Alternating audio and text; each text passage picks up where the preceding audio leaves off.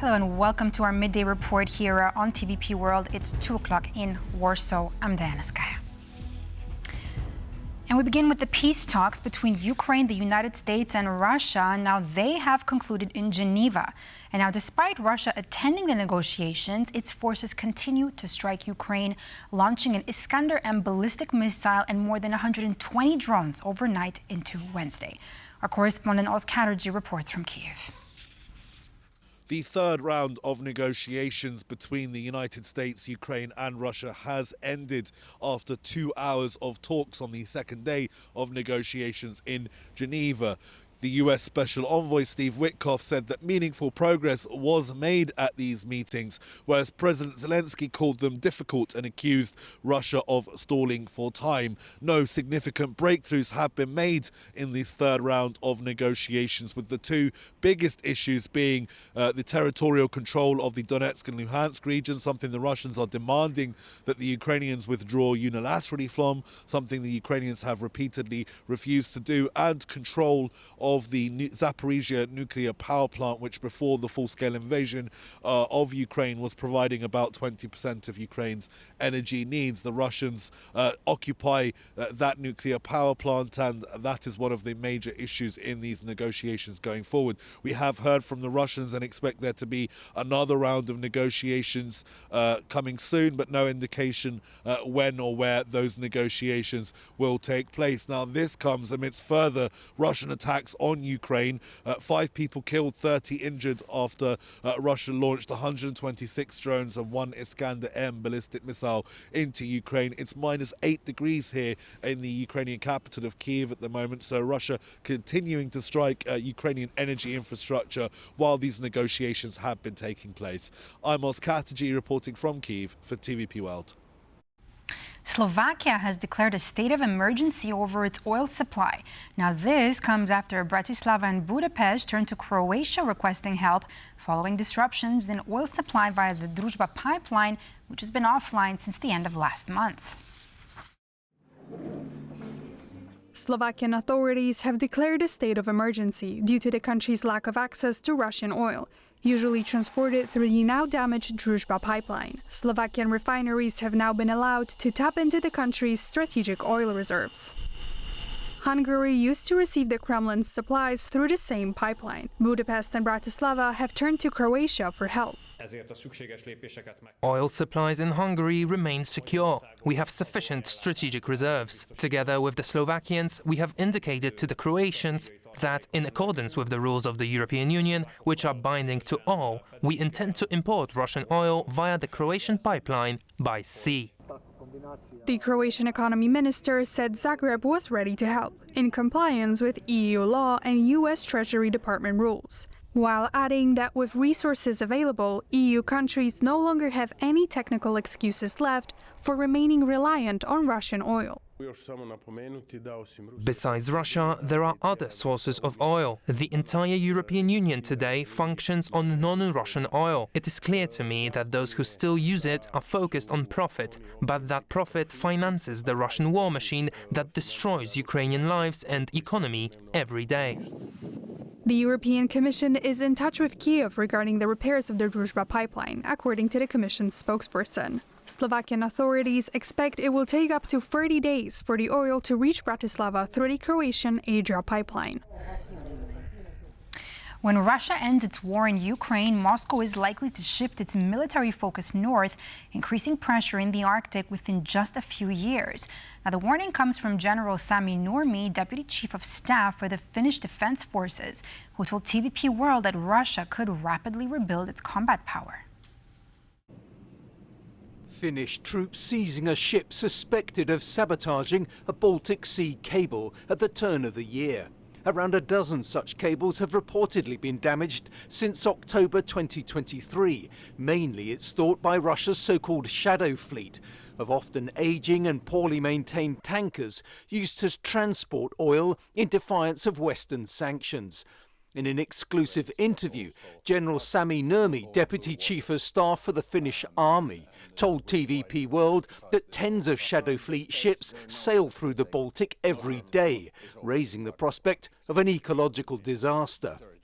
One thing that is really worrying right now is, of course, not hybrid as such, but it's the shadow fleet in the Baltic Sea.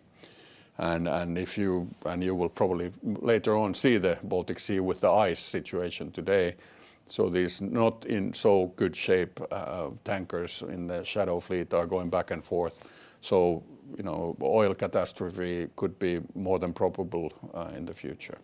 In the face of risks to its shadow fleet, the Guardian newspaper reports that Moscow is threatening to deploy its navy to protect vessels from what it called Western piracy, raising the prospect of retaliation against European vessels. NATO has announced it will boost defences in the Arctic, where Finland, Sweden and Norway face conventional and nuclear Russian forces, and global warming is opening new, significantly faster shipping routes. Russia's President Vladimir Putin told scientists last month that developing the Northern Sea route along its Arctic coast was crucial for the country. As rising temperatures melt the frozen seas, tensions are set to increase around the Arctic. With Poland emerging as an economic powerhouse in Europe, the government is eager to showcase the country's achievements.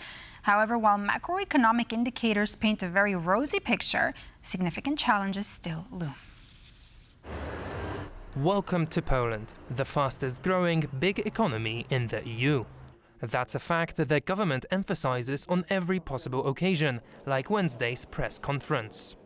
Yes, last year we caught up with Japan and we are catching up with countries like New Zealand, Israel and Spain. And there's reason to be even more ambitious and reach even higher. Let's look at the data, the source of the Prime Minister's optimism. Economic growth is solid, inflation is low, and so is unemployment. The Prime Minister takes considerable pride in investor confidence in the country. A prime example of that confidence is the record performance of the Warsaw Stock Exchange, but not only that. The yield on Polish bonds is falling, which means there's no shortage of those willing to lend us money. We won't overuse this opportunity, but can you imagine a better statement about Poland's stability than how many investors want to buy our bonds? The country's finance minister followed with even greater optimism. I accept the challenge to catch up with the UK in 5 to 6 years when it comes to GDP per capita and accounting for purchasing power. This is the area where Poland caught up with Japan last year, something Lech Wałęsa, our former president, dreamed about 40 years ago, is now a fact. But despite all that optimism, significant challenges remain. Poland stands on a demographic cliff. The country's economy is not as high-tech as Poles would like it to be, and the venture capital ecosystem is still in its infancy. The government is aware of those issues, but some things just aren't doable in one term or by a single policy. Which leads us to the conclusion. Becoming one of the 20 biggest economies got Poland a lot, but not as much as Poles would like or expected. The Polish government is moving ahead with plans to strengthen national defense through the European Union's Safe Defense Loans program. Warsaw is seeking a €44 billion loan to modernize the army, amongst other things. Now, while the Senate debates the bill, the president's approval will be crucial, but the government insists it has a backup plan to secure the funding. The Polish Senate is working on a bill to implement the European Union's Safe Defense Loans program. The government in Warsaw wants to take out a €44 billion loan under the initiative to boost Poland's defense capabilities. We have a chance for a huge modernization push in the Polish army, and likely in domestic security services, including the police, the border guard, and civil defense forces. The Polish Prime Minister has revealed that almost €5 billion from the program will be invested into Huta Stalowa Wola, a key defense industry steelworks. This is where we manufacture systems we can be truly proud of. The crabs, the borsuks, the racks. The entire world is already interested in buying them from us. We are talking about a major investment that will benefit the Polish economy, Polish defense, and the export of Polish arms. Once the Senate passes the bill on implementing the SAFE program, the legislation will have to be signed by the Polish president to become law. If the president vetoes it, it means that he is against stable finances, Poland's security and better equipment of the Polish army. Money from the SAFE program will have to be spent by 2030, and the opposition in Poland, as well as the president, have already said Poland may not be able to spend that much money in such a short period on quality contracts. Poland not only has the capacity, but will spend it. And if we had the opportunity to have an additional 44 billion euro for investment, we could handle that too. I appeal to President Nawrocki and his supporters, and to the political leaders of Law and Justice and the Confederation. Consider whether you truly want to strike at the very heart of Poland while such a cruel war is raging abroad. The government has already said that if the president ends up vetoing the legislation, there is a plan B to mobilize the EU loan for Polish defense. And now on to Japan. Sanae Takaichi has officially been confirmed as the country's prime minister again after calling snap elections that delivered her Conservative Party its biggest majority in years. Her victory, built on tax cuts and higher military spending, signals a new era in Japanese politics. Gabriela Festak. Voted in as prime minister once again with her party stronger than ever. Sanae Takaichi has officially been confirmed as Japan's prime minister following her party's landslide victory in snap parliamentary elections earlier this month. Pursuant to Article 18, Paragraph 2 of the Rules of the House of Representatives, this House has decided to select Sanae Takaichi as Prime Minister of Japan. Takaichi was elected Prime Minister in October of last year. In January, she dissolved the parliament and called the snap election in a bid to increase her party's majority. I stake my position as Prime Minister on this decision. I ask the people of Japan to directly judge whether they can entrust the governance of the nation to Sanae Takaichi. Japan's first female prime minister's conservative agenda proved popular with voters, and her governing coalition currently holds 352 out of the 465 seats in the lower house. She won over some voters with promises of tax cuts and subsidies, while others support her response to the so-called foreigner fatigue, including hiking up visa fees and introducing higher taxes for tourists. She is also known as a China hawk and has angered Beijing in recent weeks with her incendiary remarks and the decision to increase military spending. And now for the latest Winter Olympics updates, let's bring in our sports reporter, John Carter. John, take it away.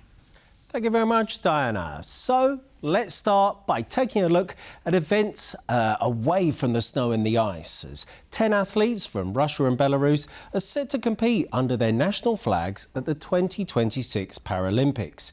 Ukraine has responded today by declaring it will boycott the opening ceremony in protest. Now, 6 Russians and 4 Belarusians have been awarded wildcards to compete at the Paralympics, which begins on March the 6th. The International Paralympic Committee said they would be treated like athletes from any other country. Now, that is in stark contrast to the ongoing Winter Olympics, in which Russians and Belarusians can only participate as neutral, independent athletes without a national flag or an anthem. Now, let's move on to action back on the ice. And the Czech Republic have been in action in the ice hockey. They defeated Denmark 3-2 on Tuesday to book a spot in the quarter-finals. However, they will face the unenviable task of taking on red-hot favourites Canada, and that takes place later on this afternoon. Now, if you weren't aware, in the Czech Republic, ice hockey is a hugely popular sport and actually part of the country's, rather a cornerstone perhaps, of the country's national identity. A lot of this came from their 1998 victory in the Olympics. As you can see there, they defeated Russia in the final 1-0 to claim the gold. Now, the Games is set to conclude on Sunday. However, there's still plenty of action to go, along with the ice hockey. And one sport I'd like to flag up in particular is the ski mountaineering. Now, Ski mountaineering, or otherwise known as skimo to the kids, is rather a sport which is separated into three separate sections. So it begins with this kind of trek up the hill, and then that's followed by a section called the boot packing, where athletes strap their skis to their backpacks on the sections rather unsuitable for the skis. And then finally, you have the sprint to the finish downhill on the skis. So the skimo will make its debut on Thursday. Right, finally, let's have a look at the medal table. Let's see how things are looking. And the Norwegians still way out in front with 14 goals, 31 overall. The Italians really inspiring the home fans at the moment. The athletes doing a fantastic job. They're in second. The US in third. As we can see, the Czechs down there in 14th. Poles in 20th and the Latvians in 21st. That's all for me for the time being. Now it's back to Di. John, when is Poland going to bring home the gold? Remains to be seen, right? Thank you so much, John Carter, for our Olympics updates. And that's all for this edition of our Midday Report. I'm Diana Skaya. Thanks for watching and stay with us here for more news and exclusive interviews. See you next time.